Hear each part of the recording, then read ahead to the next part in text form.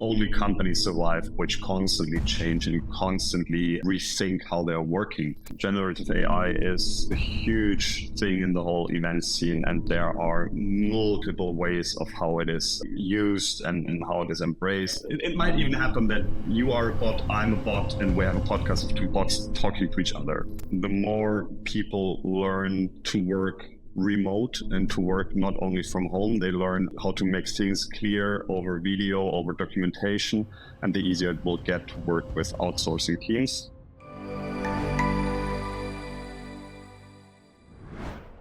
Hi everybody, welcome to the Devico Breakfast Bar. Here we speak with different people involved in the business landscape, share their expertise, delve into the latest tech trends, and explore the ins and outs of IT outsourcing. I'm Oleg Sadikov, and today I'm excited to have Matthias Heicke, CTO and co-founder at Sweap, the world's first event efficiency platform. Don't forget to subscribe and hit the notification bell so you don't miss on new episodes. Hi Matthias, and thanks for joining me today. Thanks for having me over. Let's start our podcast with a little blitz. I start a sentence and you continue. Entrepreneurship gave me a lot of confidence. Entrepreneurship deprived me a lot of free weekends. My main superpower is solving problems. My main weakness is sleeping in late. When I'm afraid, I get nervous and get really tense. Okay, we're done. Can you share your journey from your early days in the business world to founding Sweap? I think it all started by my dad being a developer, and I was very fascinated by computers. And I went into a school which was specialized in computer science, went to university, studied computer science, figured out that the part about computer science I like is building software I like people can use. And I ended up in Berlin in this whole startup community thing. So I worked at an agency for mobile apps. At a certain point, I was very sure that me and a couple of friends, we can do things better than the founders of that agency. And for sure, we couldn't. But there was a point where I was done working in an agency, working on different projects, and I wanted to work on a product. And my co-founder Florian came up and was, hey, Matthias, he was also working at that agency at that time. It was, would you like to work at my new company I'm going to found? I was like, I don't want to work at your new company. I want to found it with you.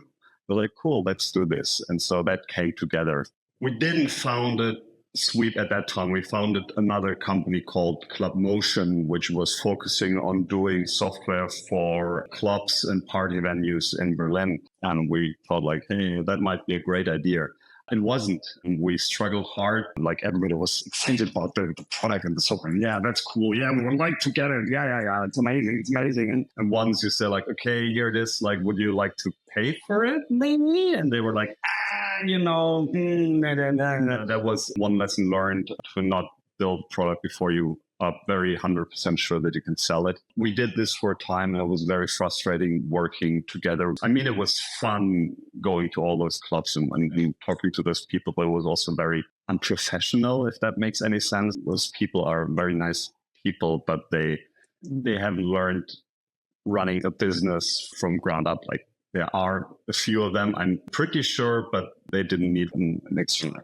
So that was kind of frustrating. And that's another point. Founding a company is also part luck, getting the right call and picking up the phone at the right moment and answering the right email. And we got a request by an agency which also runs a club. They were in charge of the Boston Consulting Group partner event in Berlin. So the 800 top partners of the Boston Consulting Group were invited. Hey, you do this kind of guest list tool for clubs. Could we just use that for checking in those partners? Oh yeah, sure. We just have to tweak it a little bit. And that project was so much working with people, sitting together with Boston Consulting Group, working with people who knew their stuff. You know what? Let's ditch the whole club scene and let's focus on real companies which want to do real events. I mean, let's also do real events. So we transitioned there. And that was the birth date of Sweap. Okay. Transitioning to the transfer of product ownership. Can you walk us through the process of transferring the ownership of a product to the product team at Sweap? Maybe as a little context for whoever is listening, I was asked before what topics are currently in my daily life. And one of it is that we restructured the company. So we grew until I think we are now 30 people, and that comes with change. Like only companies survive which constantly change and constantly rethink how they're working. And one thing which we changed is that we completely restructured the way the product team is working. So back in the days when we started, it was me and my co-founder Sven sitting together on like one desk, hacking together the product. And that worked for like a couple of years, maybe like 2 years. Then more people came in. So we're like, okay, let's probably do something like Scrum. So we tried that for a little bit, but also not really. And had like ticketing board and that kind. So it grew and grew and grew. We tried to adapt processes again and again and again and again. But now we are at a size and at a speed where we just had to overhaul the whole process. And we were lucky that we hired 2 key resources, which we figured out were crucial for that restructuring process. And what we did is we started to hand over the whole day-to-day business context to the product team owned by those two employees. Also, maybe as a little bit context to this one, we, from the start of the company, whenever we hired someone, we tried to hire people who can do stuff better than we can do that. And we try to enable them to be self-organized. We had the problem in the beginning that we just let everybody loose, like, hey, just do whatever you want and we were shocked that did not do what we wanted them to do in the end. So that stuff was a little bit weird. And then we figured out, okay, we have to put in, then we had like a little phase of micromanagement, and we were like 100% sure that we don't like micromanagement at all. It's not part of us. It's not part of our employees. So we figured out, okay, we have to do goals, and we start to play around with OKRs. So we're now a very goal-driven company. So what we do from the management round is we put out goals to reach that could, core sales could be numbers, which are discussed with the sales team together, but for the product team could also be, hey, we want to tackle this new focus group, or we want to make it easier to onboard new users or whatever. So that comes in, but then the product team pretty much know what to do. And that worked pretty well for a long time. But now again, we grew and we figured out that the product is growing and we need a little bit more structure, a little bit more process. And so we made the step and the decision to let the product team decide on their own process. And the only way we could really do this was taking us out of that, like letting like the new generation rise and decide how they want to work on a day-to-day business. And that was what I meant with giving over the ownership of how they want to run the product team to the product team, the product owner, the lead engineer itself. How do you ensure effective communication and collaboration between the development and product teams? That's part of the whole restructuring process. We started to have a lack of communication before, because if you are a small team, you can just, like, you're sitting on one desk, you can just yell over the desk and can be like, hey, is this finished? Cool. Can you release? Yeah, cool. Perfect. And that's not working if you're growing. So part of the whole thing was really sitting down, seeing where the bottlenecks, also not only inside of the product and development team, but also the connections to the other team, because it's crucial that when the feature is ready, marketing team needs the material done. Customer success needs their help articles done. They need to have understood the feature. So if clients ask about it, they can inform them. Sales need to know about that new feature so they can discuss it. So what we did was putting in those processes, putting in better documentation so that we really can focus on giving the needed information correctly. So now with the new process in place, we are for the first time able to say, like, okay, we will have this feature done at that point of time, which helps communicating to other teams. Inside of the team, that's pretty much trying to get the team together in the office whenever new things are starting. So for kickouts, encouraging them to talk to each other. I'm not a huge fan of documenting like every little bit, but documenting the stuff which is really crucial, updating the documentation as well. Yeah, I think crucial is getting friends from time to time just in one room so they can see each other and talk to each other. Interesting. What measures to take to avoid any overlaps or gaps in responsibilities? That's a good question. I would say this is not possible. It's important to always be aware that you will have gaps, that you will have overlaps. Like it's never possible to close those gaps 100%. But we're aware of this. And whenever the gaps get too big or the overlaps get too big, to then sit down and find a solution for that one. I mean, besides this, we try to have this one person owns one area concept. So if we have a project, we have one particular person owning that project. If we have one process, like the release process, we have one person owning that process. Doesn't mean he has to release or she has to release every time. It means he or she owns the process for that. So when there are questions, when there are decisions to make, that's the person in charge. Again, a lot of room for overlaps. Like if you talk about the iOS app, like someone owns the iOS app, but someone else owns the design. So if you want to change something on the design, there's an overlap in ownerships, and then those two people just have to talk about it. How have the role of technology in event management evolved over the past decade, and where do you see it heading in the future? We kind of can remember that there was this kind of thing of like pandemic a couple of years ago, and that changed everything. I mean, we're doing this podcast now. You're sitting in Cyprus, I think. I'm in Berlin, so we're doing this over video, and this is so normal to us. It hasn't been normal like 5 years ago. And I think that's one of the parts that this whole disruption by Corona changed the way people see virtual events. So that changed, but it has like the way it has an overall normal events. So it's not that like everyone is doing now virtual events. It went back to real life events. And I think the big change of that process was that people have now more tools in their toolbox how to do an event. So a webinar can be a perfectly virtual event, while if you want to do like a meetup and you want to connect with people, it might be better in a room. And also, I think the quality of in-person events has increased by that situation. So people are used to, okay, I'm able to do this event via video. If I want to sit in this train and go to that place and want to attend that event, it really needs to count for me. The quality of in-person events has risen. We have AI, right?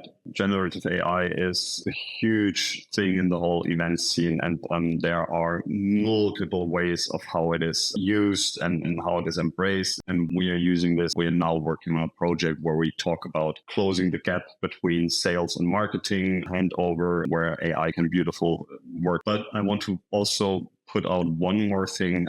I'm pretty sure like in the next years, 2 years, 3 years from now, I won't be sure if I'm really talking to Oleg or if there is just like some script generating like a face and some voice for me. So if, I do this virtually, which we learned through Corona is possible in 2 or 3 years, it might even happen that you think you are a bot, I'm a bot, and we have a podcast of two bots talking to each other because we both choose that route, right?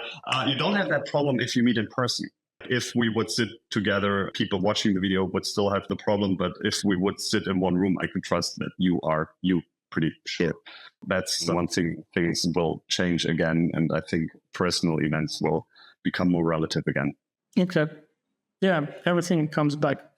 Being based in Berlin, do you notice any unique challenges or opportunities in the tech industry in your region compared to the other parts of the world? Definitely.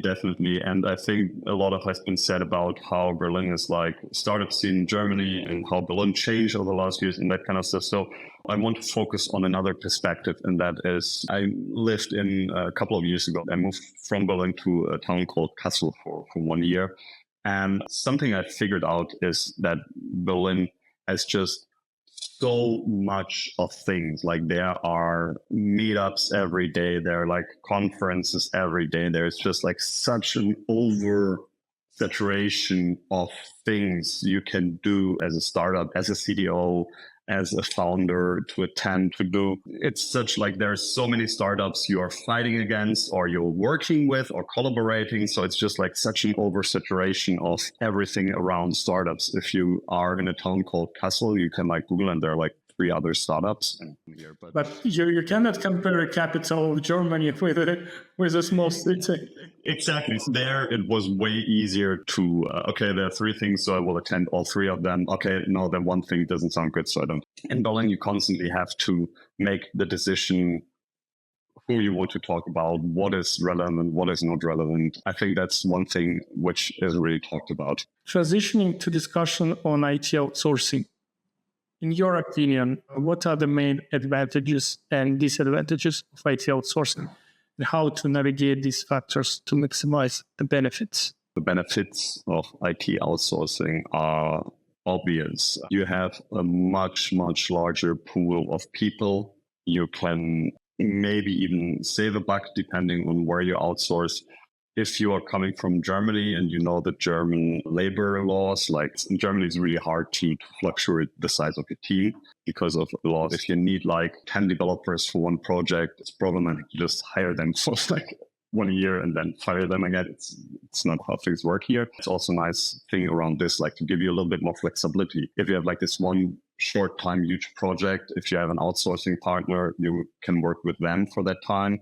And then they will work on another project. So much for the benefits. I mean, there are a little more, but let's stop here. For the disadvantages, as we talked, you asked before how to do communication right in this restructuring process and that kind of stuff. I think getting what the idea of the goal of what exactly you want out of product, a process, whatever, into someone else's mind is already very complicated if that person sitting next to you and speaking your language and have the same ideas in their mind as you. If I'm already talking to someone in my own company, which is somewhere else in Barcelona or something, and we only see over video, it's already like a little bit more complicated and you will have misunderstandings. We had outsourcing projects which worked wonderfully. We did our 2018 rewrite of our code to our version 2.0 outsource with a Finnish company.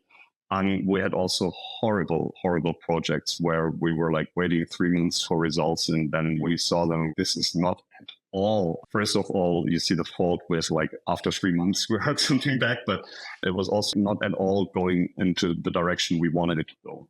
I don't want to blame the other company. Maybe we did not say clearly what we wanted, but I think this kind of misunderstanding each other is way more risky if you're working with an outsourcing team. Yeah, it happens.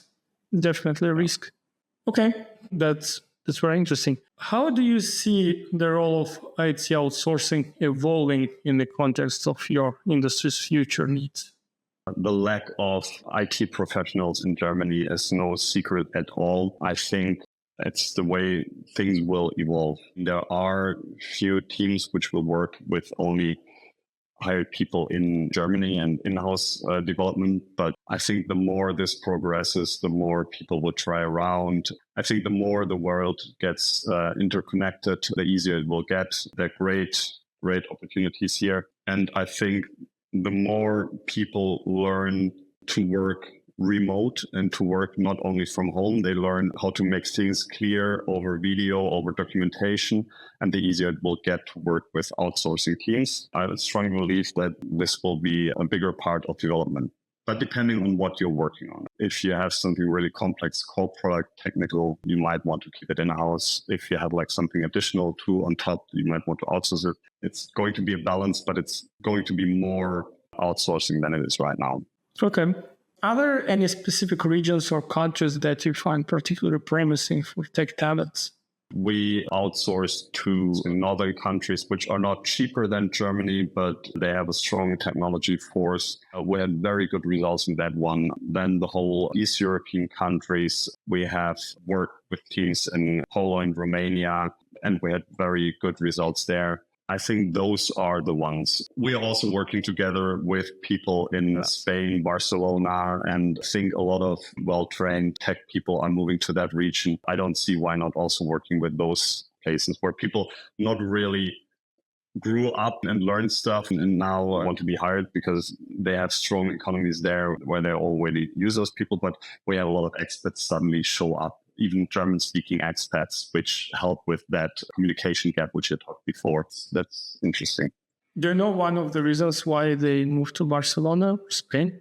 Right now, I don't. But if you come back to Berlin in like November, then I know it. It's just the weather. It's not only about the weather. Another thing is that Spain has introduced digital nomad visas recently, and I think it's helped. Definitely. The cost of living are low as well. I love to make jokes about Berlin weather.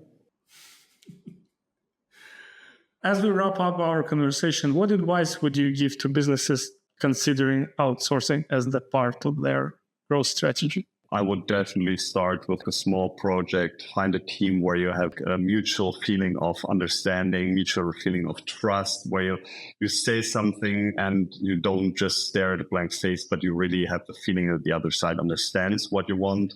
Validate this by running like a quick project with them, a smaller one. And if you find a team where you really have this feeling like, hey, those people just get us and I dig them, and just stick with them and go forward. Thank you very much, Matthias. Interesting conversation. Thanks for joining me today. Thank you very much for having me over, and have a great day.